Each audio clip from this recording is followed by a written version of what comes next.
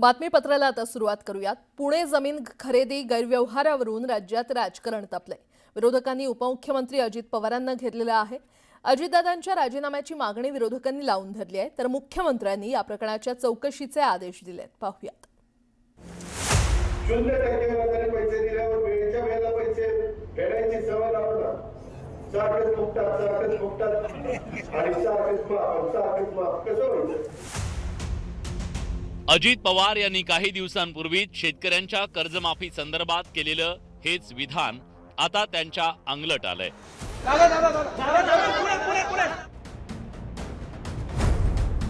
त्याचं कारण ठरलंय पुण्यातील एक जमीन खरेदी घोटाळा प्रकरण। त्यात पार्थ पवारचं नाव आल्यानं उपमुख्यमंत्री अजित पवार चांगलेच अडचणीत सापडलेत।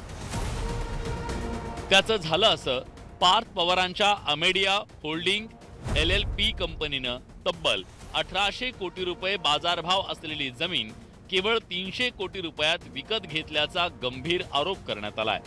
यावरून आता विरोधकांनी अजित पवारांना त्यांच्याच विधानाची आठवण करून दिली आहे। सगळं प्रकरण गोंधळाचं आहे, भ्रष्टाचाराचं आहे, गैरव्यवहाराचं आहे। आणि सत्ताधारी परवाच्या दिवशी अजितदादा बोलले, शेतकऱ्यांना तुम्हाला सगळं फुकट लागतं। तुम्हाला का फुकट लागतं? 1800ची जमीन 300 कोटीत का लागते? मुद्रांक शुल्क तुम्हाला का माफ करावा लागतो? हा व्यवहारच पहिल्यांदा रद्द होण्याची आवश्यकता आहे, कारण जमिनीचा मालक सरकार आहे, खरेदी विक्री होऊ शकत नाही। हा 420चा गुन्हा आहे।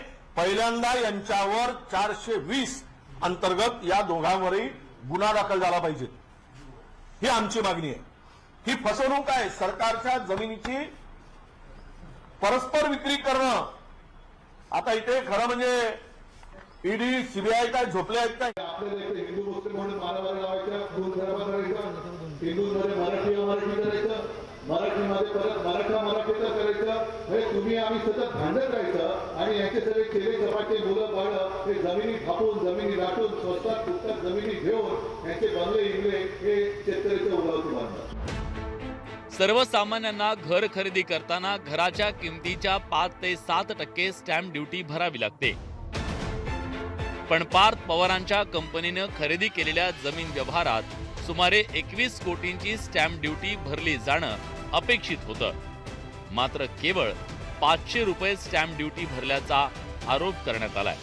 300 कोटीच्या व्यवहारामध्ये केवळ एक की IT पार्कचा रिझोल्युशन ही कमी आपली ही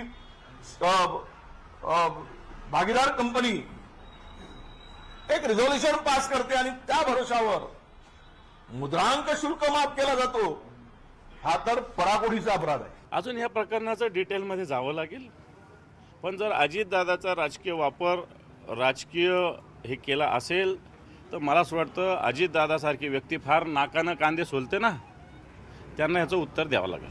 पुण्यातील कोरेगाव जमीन व्यवहार घोटाळ्यात पार्थ पवारांचं नाव आल्यानं विरोधकांनी थेट अजित पवारांच्या राजीनाम्याची मागणी केली आहे। हा जो भ्रष्टाचार झालेला आहे तो सत्ताधाऱ्यांच्या आशीर्वादाने झालेला आहे। सत्तेमध्ये अजित पवार आहेत म्हणून तो झालेला आहे। मग आता ते सत्तेमध्ये असताना चौकशी कशी काय होऊ शकते? त्यामुळे अधिकारी तिथं चौकशी करणार आणि उपमुख्यमंत्री तिथे बसून राहणार हे चालणार नाही। पहिल्यांदा उपमुख्यमंत्र्यांना राजीनामा द्यायला सांगितलं पाहिजे। ऑफिस ऑफ प्रॉफिटमुळे त्यांचं पद तात्काळ गेलं पाहिजे आणि मुख्यमंत्री हे घेणार नाहीत, कारण त्यांच्या अतिशय लाडके आहेत ते। प्रत्येक गोष्टी त्यांना अजित पवार लागतात। तर म्हणून मी महसूल मंत्र्यांकडे जाऊन ऑफिशियल तक्रार देऊन मी यावेळेस ठरवलंय की कम व्हॉट मे या अजित पवारांना मी धडा शिकवणार।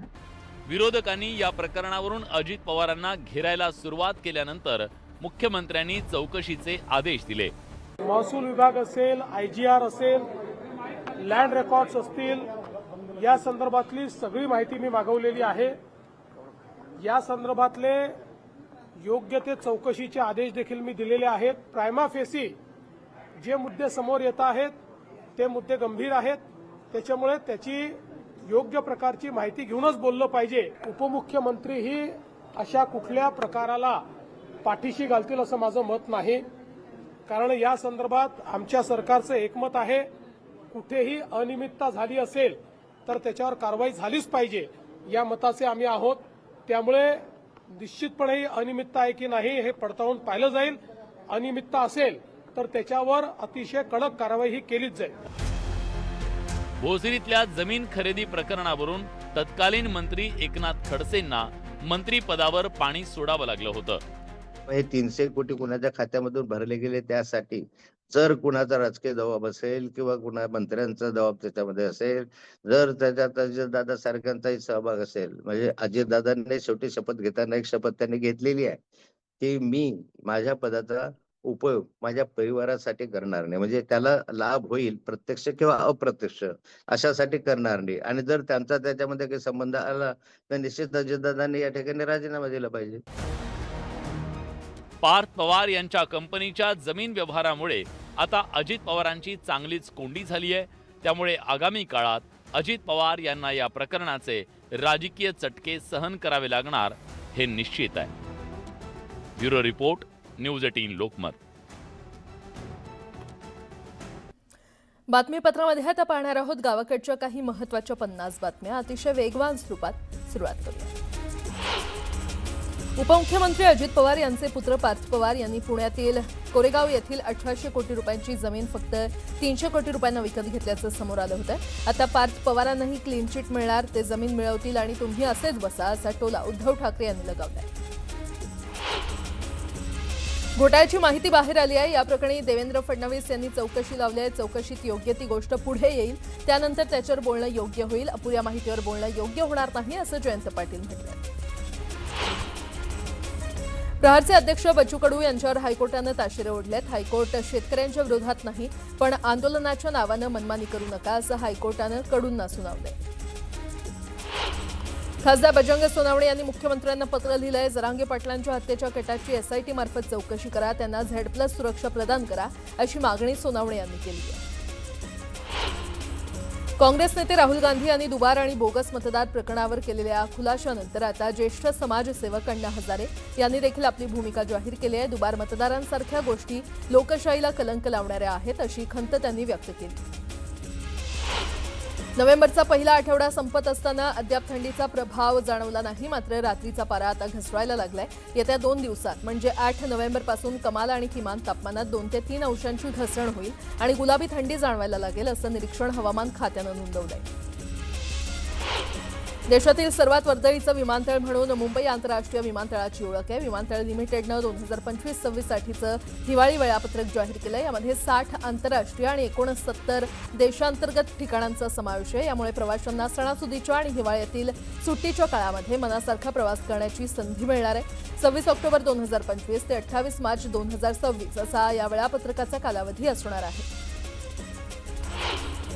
आधार कार्डशी पॅन कार्ड लिंक करण्यासाठी केंद्र सरकारनं 31 डिसेंबर 2025 पर्यंतची मुदत नव्यानं वाढवली असून आधार कार्ड पॅनशी न जोडल्यास तुमचं पॅन कार्ड 1 जानेवारी 2026 पासून निष्क्रिय होणार आहे. पुणे महापालिका निवडणुकीसाठी 41 प्रभागांमधील आरक्षण सोडत मंगळवारी निघणार आहे. महापालिकेच्या आगामी निवडणुकीसाठी 41 प्रभागातून 165 नगरसेवक निवडून दिले जाणार आहेत. पालघर लोकसभेचे खासदार हेमंत सावरा यांच्याकडून आयोजित करण्यात आलेल्या संसद खेळ महोत्सवाची सांगता झाली. गेल्या 6 दिवसांपासून पालघरच्या आर्यन हायस्कूल मैदानावर सुरू असलेल्या या खेळ महोत्सवात 6 लाखांहून अधिक खेळाडूंनी सहभाग घेतला. वनमंत्री तथा पालघरचे पालकमंत्री गणेश नाईक यांच्या हस्ते विजेत्यांना सन्मानित करण्यात आलं. कराड तालुक्यातील ऊस उत्पादक शेतकरी ऊस दरासाठी आक्रमक झाले आहेत. यंदाचा ऊस गळीत हंगाम सुरू झाला असताना अद्याप कारखान्यांनी ऊस दर जाहीर केलेला नाही आणि त्यामुळे ऊसतोड न करण्याचा निर्णय शेतकऱ्यांनी घेतलाय. तसंच ऊसाला 3050 रुपये दर देण्याची मागणी केली आहे. अन्यथा रस्त्यावर उतरण्याचा इशारा शेतकऱ्यांनी दिला. खावडा विद्युत पारेषण प्रकल्पाच्या भिवंडी तालुक्यातील प्रकल्पग्रस्तांच्या जमिनीचं भूसंपादन रोखण्याची मागणी करण्यात आली आहे. शेतकऱ्यांना प्रति चौरस मीटर 12,000 रुपये द्यावा अशी मागणी करण्यात आली आहे. रायगडच्या म्हसळा तालुक्यात वृद्ध दाम्पत्याच्या संशयास्पद मृत्यू झाल्याची धक्कादायक घटना घडली आहे. पोटच्या पोरांनीच आपल्या वृद्ध आईवडिलांची हत्या केली असून या प्रकरणी दोघांना पोलिसांनी ताब्यात घेतले. छत्रपती संभाजीनगरमध्ये नवीन पाणीपुरवठा योजनेसाठी 822 कोटी रुपयांच्या कर्जासाठी महाराष्ट्र अर्बन इन्फ्रास्ट्रक्चर डेव्हलपमेंट कंपनीसोबतच्या करारावर प्रशासकांनी सह्या केल्या आणि त्यामुळे आता पाणीपुरवठा योजनेतील मोठा अडथळा दूर झालाय. बुलढाणा जिल्ह्यातील लोणार तालुक्यात बिबट्याचा मुक्त संचार पाहायला मिळाला. भुमराळा गावात बिबट्यानं गायीची शिकार केल्यामुळे परिसरातील शेतकरी वर्गात मोठी भीती निर्माण झाली आहे. त्यामुळे बिबट्याला तात्काळ जेरबंद करण्यासाठी पिंजरे लावावेत अशी मागणी समस्त शेतकरी वर्गाकडून करण्यात आली आहे. आदर्श नागरिक पतसंस्थेत 200 कोटी रुपयांचा घोटाळा झाला होता. पतसंस्थेतील ठेवीदारांना ठेवी वापस देण्यासाठी प्रशासकानं प्रयत्न सुरू केलेत. कोर्टानं कर्जबुडव्यांना जेल आणि दंडाची शिक्षा सुनावली आहे. यासोबतच इतरही काही महत्त्वाच्या बातम्या आपण पाहणार आहोत. तुर्तास एक छोटासा ब्रेक घेऊन लगेचच परत येतोय. पाहत रहा न्यूज 18 लोकमत.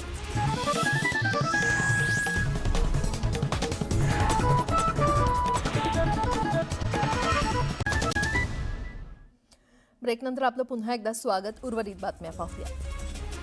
अकोला येथील आस्थापना विभागातील वरिष्ठ लिपिक ममता संजय पाटील यांना अमरावती लाचलुचपत प्रतिबंधक विभाग पथकानं 8,000 रुपयांची लाच स्वीकारताना रंगेहात पकडलं. या प्रकरणी आरोपी लोकसेवकाविरुद्ध खदान पोलीस ठाण्यात गुन्हा दाखल करण्यात आला. कथित जमीन घोटाळ्याप्रकरणी उपमुख्यमंत्री अजित पवारांनी हात झटकले. माझा या प्रकरणाशी संबंध नाही. मी कायद्याच्या चौकटीत काम करणारा माणूस. माझ्या नावाचा वापर करून कोणी चुकीचं करत असेल तर त्याला माझा पाठिंबा नाही. मुख्यमंत्र्यांनी या प्रकरणाची चौकशी करावी असं अजित पवार यांनी म्हटलं. पार्थ पवार यांच्या जमीन खरेदी प्रकरणातल्या अनियमिततांचा दस्तावेज न्यूज 18 लोकमतच्या हाती आलाय. सब रजिस्ट्रार तारू पार्थ पवार यांची अमेडिया कंपनी आणि कुलमुख्त्यार शीतल तेजवान यांनी संगनमत करून शासनाची फसवणूक केल्याचं राज्याच्या मुख्य सचिवांना देण्यात आलेल्या अहवालाच्या कॉपीमधून समोर आलं. पार्थ पवार यांच्या जमिनीची फाईल महसूल मंत्री असताना माझ्याकडे आली होती. एकनाथ खडसे यांचा हा मोठा दावा आहे. तर या प्रकरणाबाबत अधिक माहिती मागवली असून लवकरच माध्यमांसमोर मांडणार आहे असं एकनाथ खडसे म्हटलेत. दरम्यान उपमुख्यमंत्री अजित पवार यांनी राजीनामा द्यावा असं देखील खडसे म्हणाले आहेत. ना खाऊंगा ना खाणे दूंगा म्हणणारे आता लुटून खायला लागलेले आहेत. राजरोसपणे दरोडा टाकला जातोय. हा दरोडा दुसरा तिसरा कुणी नाही तर सत्ताधीश टाकतायत असं म्हणत हर्षवर्धन सपकाळ यांनी अजित पवार यांच्यावर टीका केली आहे.